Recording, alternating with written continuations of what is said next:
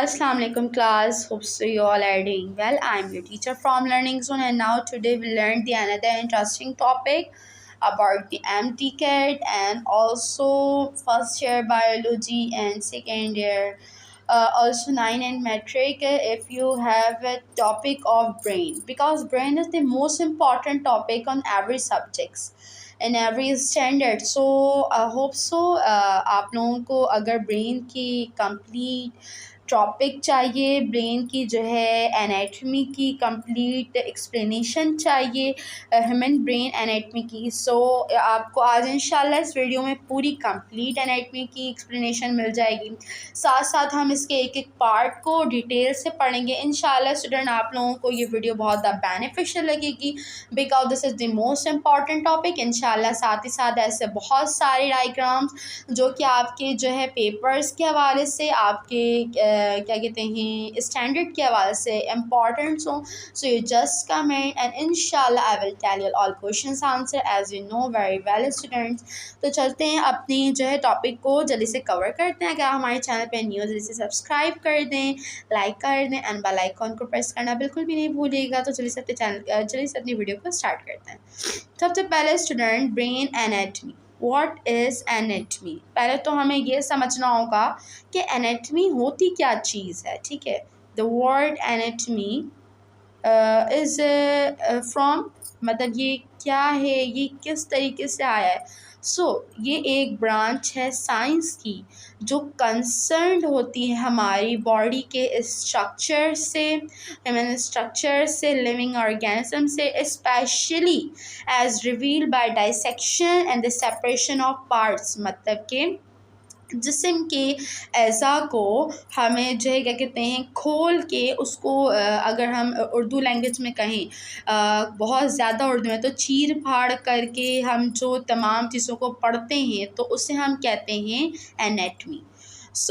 जल्दी से अपनी वीडियो को स्टार्ट करते हैं। मुझे उम्मीद है आपको एनाटमी का मतलब अच्छे तरीके से समझ में आ गया होगा। तो सबसे पहले जो हमारा टॉपिक लिखा हुआ है, देखिए सबसे पहले हम नाम पढ़ते हैं इसकी बारी बारी, फिर उसके बाद उस नाम को हम अच्छे तरीके से एक्सप्लेन करेंगे। हम देखेंगे कि ये नाम किसका है, ये क्या वर्क करता है, इससे क्या अगर ये इससे हमें नुकसान पहुँच जाता है, इससे क्या डिसेबिलिटी हो जाती है ह्यूमन में। Let's see. स्टूडेंट्स सबसे पहले आपके पास लिखा हुआ है, आप लोगों को पता होना चाहिए बात कि ब्रेन्स में 4 लोब्स होते हैं। ठीक है, पहले आपके डायग्राम में जो येलो पोर्शन बना हुआ है वो है हमारा फ्रंटल लोब। हमने इसके आगे पढ़ना है कि फ्रंटल लोब क्या वर्क करता है, ये किस चीज़ पर डिपेंड करता है, ये हमारे बॉडी के कौन से पार्ट को लेकर के ब्रेन तक उसकी इंफॉर्मेशंस पहुंचाता है, ये हम इंशाल्लाह आगे वीडियो में डिस्कस करेंगे। तो वीडियो को आप लोगों ने स्किप नहीं करना है स्टूडेंट। ठीक है, अब उसके बाद आप ग्रीन पार्ट पर आ जाओ। ग्रीन पार्ट की जो स्टार्टिंग है वो है आपका सेंट्रल सेल्स। उसके बाद जो उसका मिड है वहाँ पर है आपका पैरेटल लोब। उसके बाद आप आ जाओ पर्पल कलर पर, वो है आपकी ऑसिपिटल लोब। ठीक है, जो नीचे का पार्ट कवर किया हुआ है वो है आपकी cerebellum, not cerebrum. Okay student, this is cerebellum. ठीक है स्टूडेंट, तो हम सेरेबेलम को भी कम्प्लीटली पढ़ेंगे। आपको पता होगा कि सेरेबेलम क्या चीज़ है। Cerebellum is primarily responsible for muscles controls, और साथ ही साथ इसमें इंक्लूड होता है बैलेंस और मूवमेंट। ठीक है, जो कि एक इम्पॉर्टेंट रोल प्ले कर रहा है हमारी ह्यूमन बॉडी के लिए। उसके साथ ही साथ आप उसके नीचे आ जाओ, वो स्पाइनल कॉर्ड है। ठीक है, उसके ऊपर आपके मेड्यूला के ऊपर पॉन्स है। फिर आप लाइट ब्लू कलर पे देखो, उसके एंड पॉइंट पर है टेम्पोरल लोब्स आपके। उसके ऊपर पे है सेल्वियन फीचर्स जो है आपको इसके बारे में भी कंप्लीट जो है इंफॉर्मेशन मिलेगी इंशाल्लाह। स्टूडेंट जल्दी से अपनी वीडियो को स्टार्ट करते हैं और देखते हैं कौन सी लोब, कौन सी क्या कहते हैं इंपॉर्टेंट वेन्स क्या वर्क करती है हमारे बॉडी के लिए। चलते हैं अपनी फर्स्ट स्लाइड पर। स्टूडेंट द फ्रंटल लोब्स के बारे में सबसे पहले हम पढ़ रहे हैं। एज हमारी डायग्राम में सबसे पहले नाम था फ्रंटल लोब का था। अब फ्रंटल लोब क्या चीज़ है वो देखते हैं। The frontal lobes are the largest lobe in the human brain. Human brain, इंसानी दिमाग में फ्रंटल लोब सबसे बड़ी लार्जेस्ट लोब है। ठीक है, and they are also the most common region of injury in traumatic brain injury. The frontal lobes are important for voluntary movement, expressive language, and for managing higher level executive functions. Student हमने English में सुन लिया, pronunciation देख ली, and then अब हम इसे उर्दू में समझते हैं। ठीक है, क्या कहा जा रहा है? फ्रंटल लोब जो है हमारे ब्रेन की लार्जेस्ट लोब है और साथ ही साथ ये कॉमन रीजन है किसकी? इंजरी की और traumatic. What is traumatic brain injury? So student, what is trauma? Trauma means होता है दिमागी चोट, दिमागी असर, या तो फिर किसी जो है डिप्रेशन से किसी को दिमागी असर हो गया हो या फिर कोई दिमागी चोट लगी हो। तो फ्रंटल लोब जो है हमारे लिए स्टूडेंट एक ऐसा इम्पॉर्टेंट लोब है हमारे ब्रेन का कि अगर उस पर जो है किसी को चोट लग जाए तो सबसे ज़्यादा असर हमारे जिस बंदे को चोट लग रही है उसके जो है क्या कहते हैं फ्रंटल लोब्स पर ही होगा। सो ट्रॉमेटिक ब्रेन्स की इंजरी सबसे ज़्यादा फ्रंटल लोब्स के ज़रिए से ही पहुंचती है। अब उसके बाद the frontal lobes are important for voluntary movement. So let us see what is voluntary movement. Voluntary movement is just like action, कि ह्यूमन बॉडी कोई एक्शन कर रही हो, जैसे कि फॉर एग्जांपल ह्यूमन वॉक्स, मतलब इंसान चल रहा है, टॉकिंग बातें कर रहा है, lifting things is called voluntary. जैसे फ्रंटल लोब जो है इम्पॉर्टेंट है हमारी वॉलेंट्री मूवमेंट से, मतलब कि हमारा चलना, उठना, बैठना, बातें करना, ये सब हमारे किससे जॉइंट है? फ्रंटल लोब से जॉइंट है। एक्सप्रेसिव लैंग्वेज, हमें हमारी लैंग्वेज को एक्सप्रेस करने का तरीका, and for managing higher level executive function. So let's see what is higher level executive functions. अब student higher level executive functions क्या होते हैं? एग्जीक्यूटिव फंक्शंस तो वो होते हैं स्टूडेंट जैसे कि हायर लेवल के हिसाब से देखा जाए तो अटेंशन, किस चीज़ पर जो है हम अटेंशन हो जाए, किस चीज़ को देखना, सोचना, प्लानिंग करना, planning is the higher level executive function. Problems को सॉल्व करना, अपने माइंड में हमारे पास एक मैथमेटिक्स आ गया है, बहुत हार्ड है, हम उसे सॉल्व कर रहे हैं, हमारा माइंड जैसे कैलकुलेट कर रहा है, साथ ही साथ हमारे पास कोई रिडल आ गया, अब हम इस रिडल को सॉल्व कर रहे हैं। So this is the example of higher level executive functions. Student, मैंने आप लोगों को डीपली में फ्रंटल लोब समझाया है, होप्स हो कि आपको फ्रंटल लोब्स अच्छे तरीके से अब समझ में आ गया होगा। और अगर आप लोगों को दोबारा समझना है तो आप वीडियो को अगेन देखें स्टूडेंट, बिकॉज इस वीडियो में इंशाल्लाह हमने डिटेल में ब्रेन को कवर करना है। अब जल्दी से अब इस डेफिनेशन को हम एक दफ़ा पढ़ते हैं एंड इसकी पूरी समरी में आप लोगों को एक छोटे से कंक्लूजन में बता देती हूँ। ठीक है, the frontal lobes are the largest lobe, remember largest lobe in human brain, and they are also the most common region of injury and traumatic brain injury. The frontal lobes are important for voluntary movement, expressive language, and for managing higher level executive function. क्या बताया गया student कि frontal lobes largest lobe है human brain में।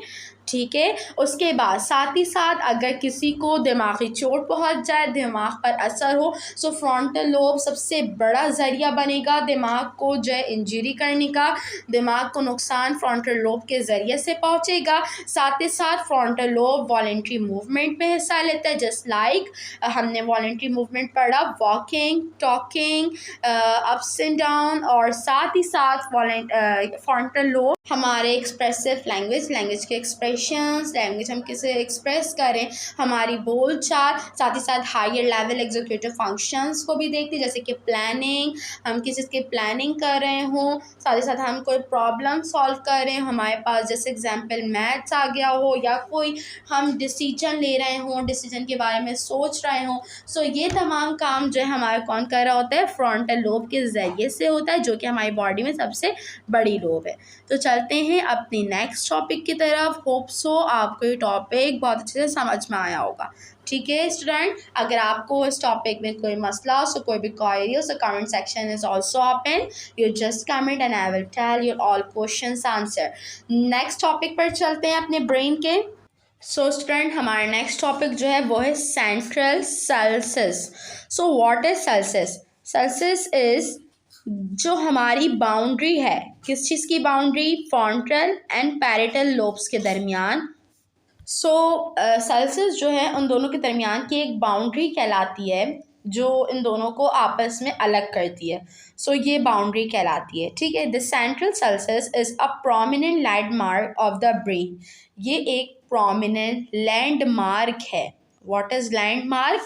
Landmark अगर कहा जाए students, तो लैंडमार्क एक ऐसा लार्ज ऑब्जेक्ट होता है जिससे हम इजीली किसी भी चीज़ को फाइंड कर सकते हैं, किसी भी एरिया को। सो ब्रेन का लैंडमार्क कौन है? Central Celsius. सेपरेटिंग, जो कि सेपरेट कर रहा है, जैसे मैंने पहले आप लोगों को बता दिया, पैरेटल लोब्स को फ्रॉम द फ्रंटल लोब्स, ठीक है। पैरेटल लोब्स को फ्रंटल लोब्स के बीच में एक बाउंड्री है, सेंट्रल सेल्सियस, ये इन दोनों को आपस में सेपरेट कर रहा है।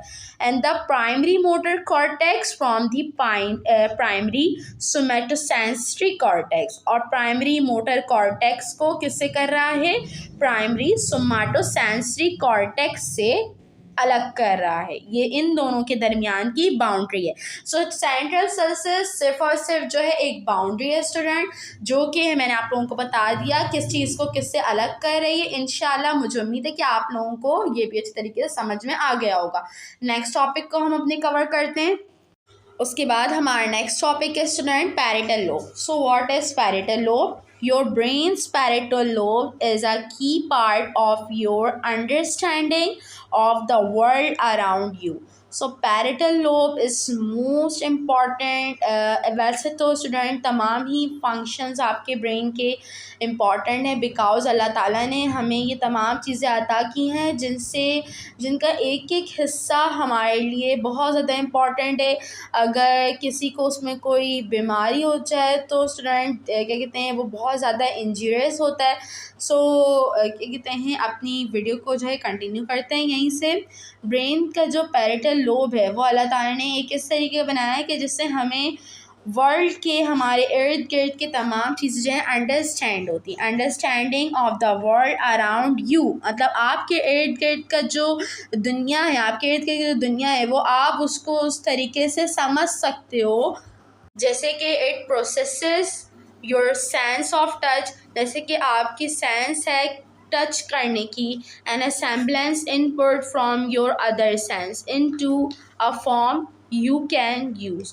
और साथ ही साथ जो असेंबलेंस है इनपुट की, जो कि आपके सेंसेस में ही मौजूद है स्टूडेंट, तो आप उसको भी अपने पैरेटल लोब्स के ही ज़रिए परफॉर्म की जाती है। आपके पैरेटल लोब्स में भी सेंसेस के ज़रिए ही वो वर्क करता है आपका पैरेटल लोब्स, ठीक है।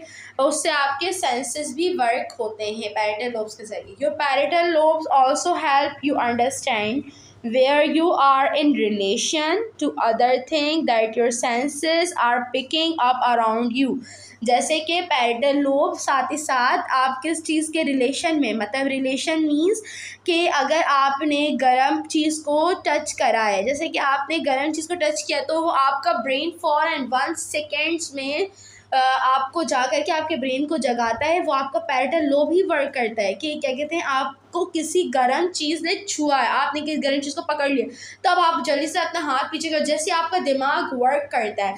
साथ ही साथ स्टूडेंट बच्चों को अगर इंजेक्शन लगाते हैं, इंजेक्ट करते हैं, जो जैसे हम उसे इंजेक्ट करें वैसे ही उसका दिमाग वर्क किया, तब जाके वो बच्चा रोना स्टार्ट हुआ। बिकॉज जब हमारे दिमाग को पता चल जाएगा तभी जो है हमारा ब्रेन वर्क करेगा, एंड देन जो है हमारा ब्रेन वर्क करेगा तो हमें पता चलेगा कि अच्छा हमारे बॉडी के इस पार्ट के साथ ये वर्क परफॉर्म किया गया है। जस्ट लाइक स्टूडेंट, मेडिसिन किस तरीके से वर्क करती है, डू यू नो? मेडिसिन जो है, अब देखें हमारे जो बॉडी में अगर पेन हो रहा है, अब आपको हेडेक हो रही है, आपके सर में दर्द हो रहा है, तो किस तरीके से हो रहा है? आपके ब्रेन से हेड तक एक नर्व पैदा हो जाती है, एक नर्व जो है फॉर्म होती है, वो नर्व जो है पेन की नर्व होती है, ठीक है। अब आप टैबलेट लिया, अब आपने पेन किलर लिया, अब वो पेन किलर किस तरीके से वर्क करेगी कि वो आपके वो जो नर्व जो खुद से ब्यूल्ड हुआ है, वो टेम्पररी नर्व जो पेन का नर्व है, वो जाके उसे कट कर देगी, एंड देन आपकी जो आपको पेन हो रहा था वो पेन आपका क्या हो जाएगा? लॉस्ट हो जाएगा, वो पेन आपका गुम हो जाएगा। So this is the work of parietal lobe. आपका parietal lobe is a sensory organ जो आपके जिस्म में मौजूद हैं। वो आपको जाके आपके फंक्शंस के हवाले से बताता है कि अगर आपका हाथ टच हो गया गर्म चीज़, तो बताता है आपके हाथ गर्म चीज़ पर टच हो गया, आपके ब्रेन को फ़ौरन जगा देता है, ओह दिस इज़ हॉट। आप फ़ौरन से आवाज़ गाते हैं, मेरा हाथ चिपक गया। एंड देन क्या कहते हैं, अगर आपको सर्दी लग रही है, आपको सीज़न का एहसास कराते हैं कौन, ये तमाम चीज़ें आपकी सेंसरी ऑर्गन्स आपको एहसास दिलाते हैं कि हमारे साथ ये वर्क हुआ है, हमें ठंडा लग रहा है, हमें गर्म कपड़े पहनने, हमें गर्मी लग रही है, हमें पतले कपड़े पहनने, हमें बारीक कपड़े पहनने, हमें साथ साथ क्या कहते हैं, और साथ ही साथ अगर हमारे साथ जैसे कि ज़्यादा हवा चले हैं, पर हमारे सेंसरी ऑर्गन्स ही हमें बता, और सेंसरी ऑर्गन्स दिमाग तक कैसे पहुँचाते हैं, ये सब खबर पैरेटल लोब के ज़रिए से।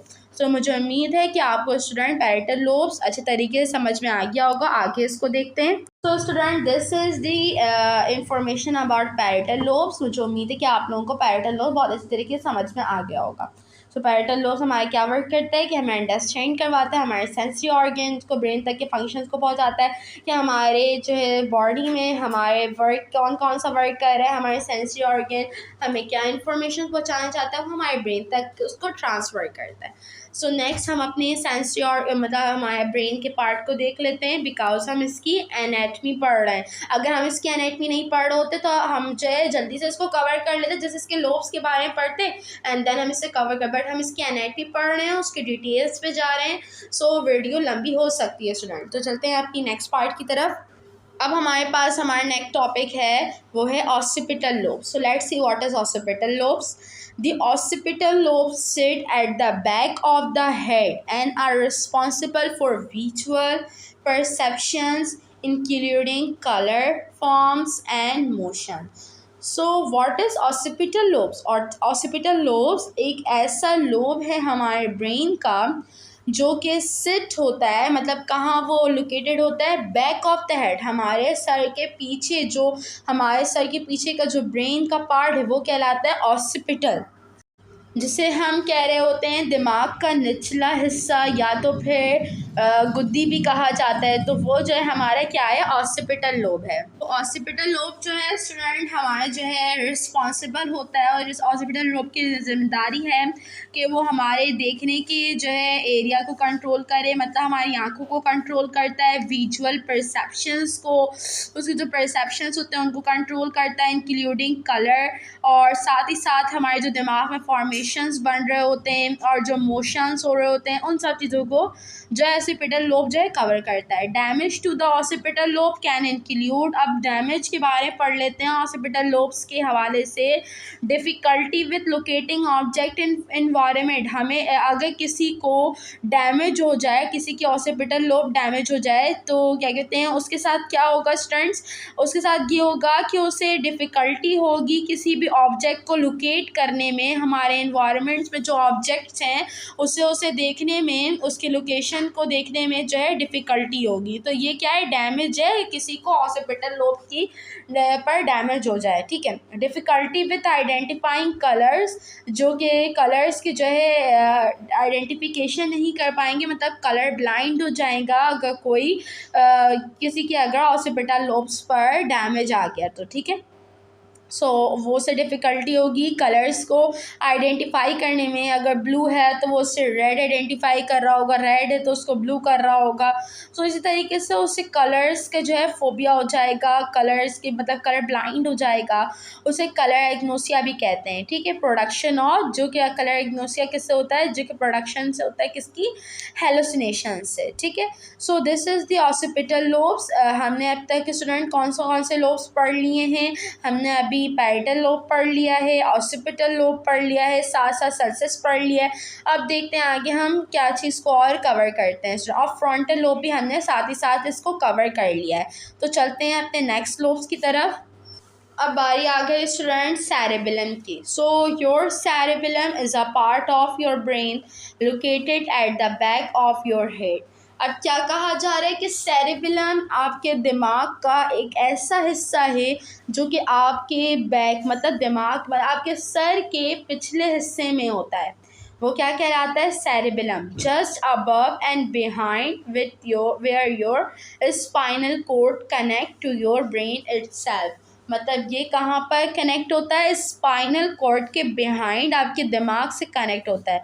द नेम सेरेबेलम, अब सेरेबेलम कहाँ से निकला है, कैसे निकला है वो देखते हैं। The name cerebellum comes from Latin, cerebellum जो है स्टूडेंट लातीनी ज़ुबान से निकला है, जिसका मतलब है लिटिल ब्रेन, मतलब छोटा दिमाग। फॉर सेंचुरीज, सालों सदियों से साइंटिस्ट ने इस बात पर बिलीव किया है कि सेरेबेलम्स की जो जॉब होती है, जो सेरेबेलम का काम है, वो एक कोऑर्डिनेट करता है ये मसल्स की मूवमेंट के साथ, बल्कि साथ ही साथ स्टूडेंट सेरेबेलम जो वर्क करता है वो होता है वॉकिंग। सेरेबेलम में हमारी वॉकिंग शामिल है, पोस्चर, और साथ साथ बैलेंस, कोऑर्डिनेशंस, आई की मूवमेंट भी हमारा सेरेबेलम्स ही कंट्रोल कर रहा है। हमारे दिमाग का पिछला हिस्सा, मतलब हमारे दिमाग के पीछे वाला हिस्सा। साथ ही साथ there are 3 functional areas of the cerebellum, cerebellums के 3 फंक्शनल एरियाज होते हैं।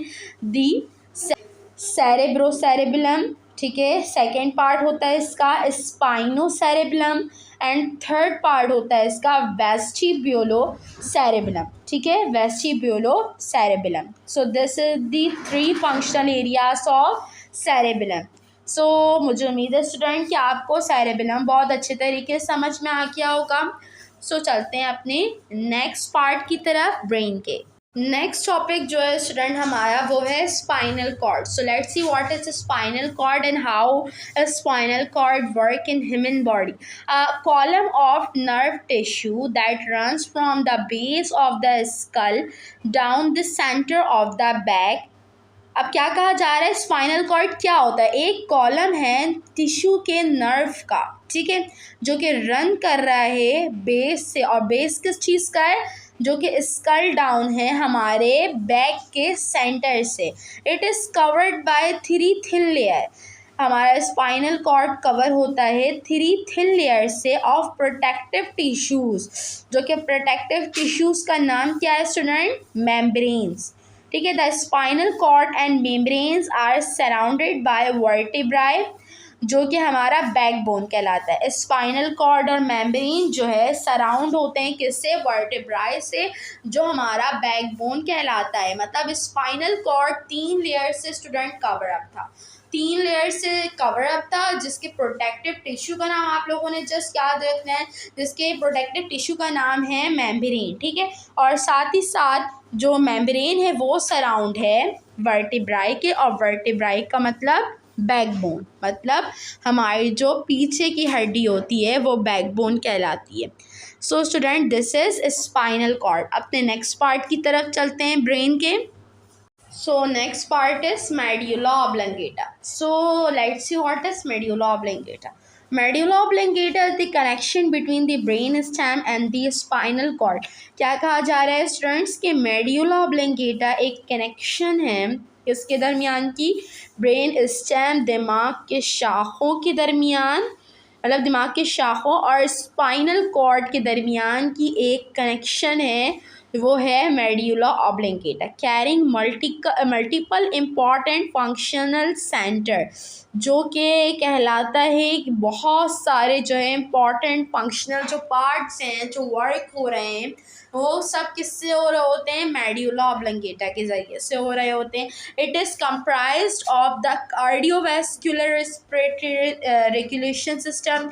ये किससे साथ साथ किससे कंप्राइज्ड है, इससे जो है कार्डियोवैस्कुलर रेस्पिरेटरी रेगुलेशन सिस्टम जुड़ा हुआ है किससे, मेड्यूला ऑब्लिंगेटा से।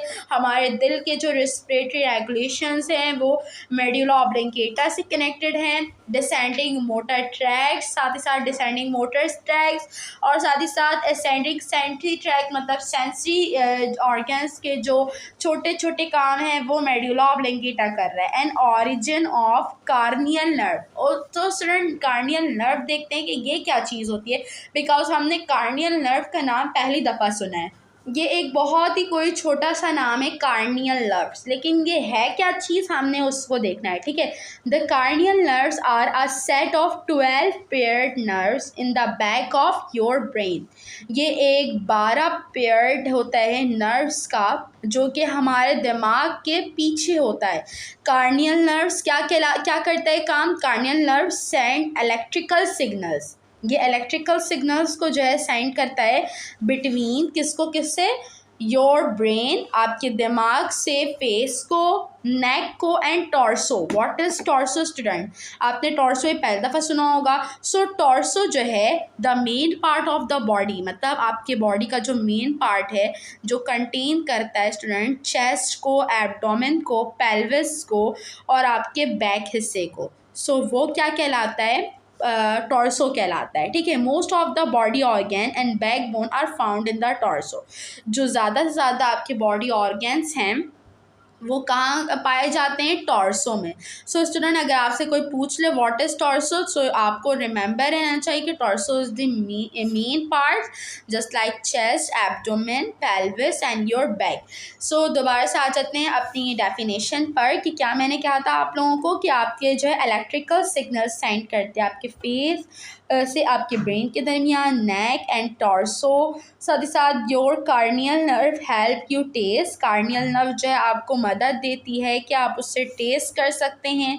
वो आपके टेस्ट से मदद करवाती है कि आपको खट्टा, मीठा, फीका, तीखा सब समझ में आ रहा होता है, ठीक है। स्मेल, आपके सूंघने वाली जो सिला अल्लाह ताला ने दी है वो उसमें मदद करवाती है। हेयर, सुनना एंड फील सेंसेशन, कि आपके हाथ पे अगर आंट चल रही है तो आपको समझ में आएगा कि हाँ आपको फीलिंग्स आएंगी कि तो ये फीलिंग्स कौन बता रहा होता है। ये तमाम सेंसेशन की फीलिंग्स भी आपको कार्नियल नर्व्स के ही तरीके से उसी बारे में पता चलते हैं, ठीक है स्टूडेंट। साथ ही साथ जो है they also help you make facial expression, कि आप जो अपने फेशियल एक्सप्रेशंस बना रहे होते हैं तो ये कौन हमारी हेल्प कर रहा है कि हमारे चेहरे पे ये फेशियल एक्सप्रेशंस आ रहे हैं। जैसे आप हंस रहे हो तो आपका चेहरा स्माइली फेस बन रहा है, आपका एक्सप्रेशन चेंज हो रहा है। अगर आपको गुस्सा आ रहा है आपकी आंखें चढ़ जा रही हैं ऊपर, आपके नोज जो है क्या कहते हैं स्वेल हो जा रहे हैं। तो ये जो एक्सप्रेशंस हैं ये एक्सप्रेशन हमें किस हेल्प से मिलती हैं? तो ये एक्सप्रेशन स्टूडेंट कार्नियल की हेल्प से मिलती हैं। और साथ ही साथ they also help you make facial expression blink, मतलब आपकी आइज़ का झपकना, आपकी आइज़ की पलकों का हिलना and your eyes movement and your tongue, और आपकी ज़ुबान में जो टेस्ट आ रहा है, पहले मैंने बताया खट्टे का, मीठे का, फीके का, मिर्ची का, तो ये तमाम टेस्ट, ये तमाम चीज़ों को कैरी कौन कर रहा है? ये तमाम चीज़ों को कैरी आपके कार्नियल नर्व्स कर रहे हैं। So remember student, corneal nerves is the set of 12 paired nerve in the back of your brain. चलते हैं अपनी नेक्स्ट टॉपिक की तरफ।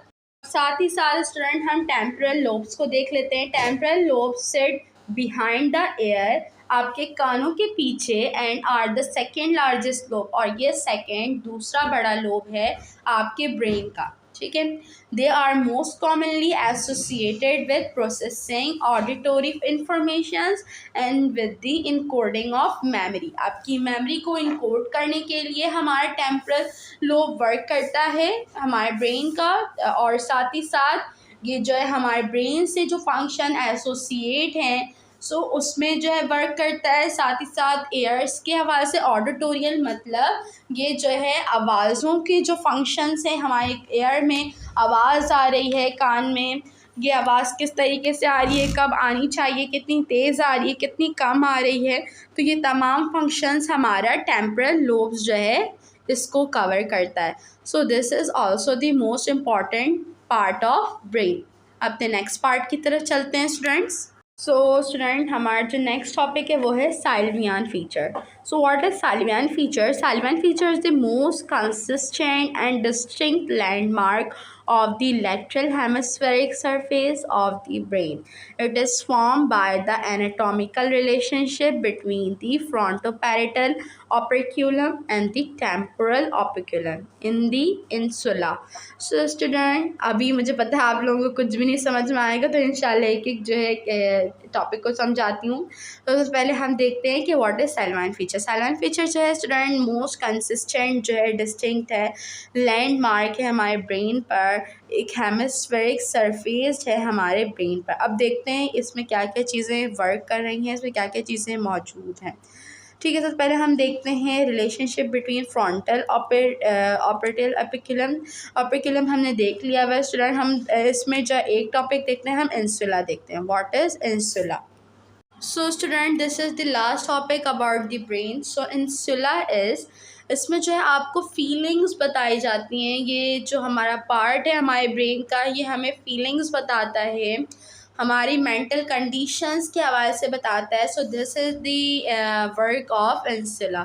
मुझे उम्मीद है स्टूडेंट जो हमारा आज का टॉपिक था एनाटमी ऑफ ब्रेन, इतना बड़ा टॉपिक था जिसे हमने फुल एक्सप्लेनेशन किया, जिसके हमने एक एक चीज़ को एक्सप्लेनेशन के साथ पढ़ा। मुझे उम्मीद है कि आपको इससे ज़्यादा अच्छे तरीके से भी मतलब कोई चीज़ अगर समझनी होगी तो इंशाल्लाह आप कमेंट लाजमी करेंगे। और साथ ही साथ ये आप लोगों को बिल्कुल कम्प्लीटली समझ में आ गया होगा। अब ब्रेन के हवाले से आपको कोई मसला नहीं होगा, बिकॉज ब्रेन के हवाले से मैंने आपको एक एक चीज़ कम्प्लीटली बताई है। सो स्टूडेंट होप सो कि आपको हमारी वीडियो पसंद आई होगी। पसंद आए तो लाइक सब्सक्राइब और शेयर लाजमी करिएगा। Thanks for watching again. अब मिलेंगे आपसे अगली वीडियो में, तब तक के लिए अपना बहुत सारा ख्याल रखें और दुआ में याद रखें। अल्लाह हाफ़िज़ स्टूडेंट।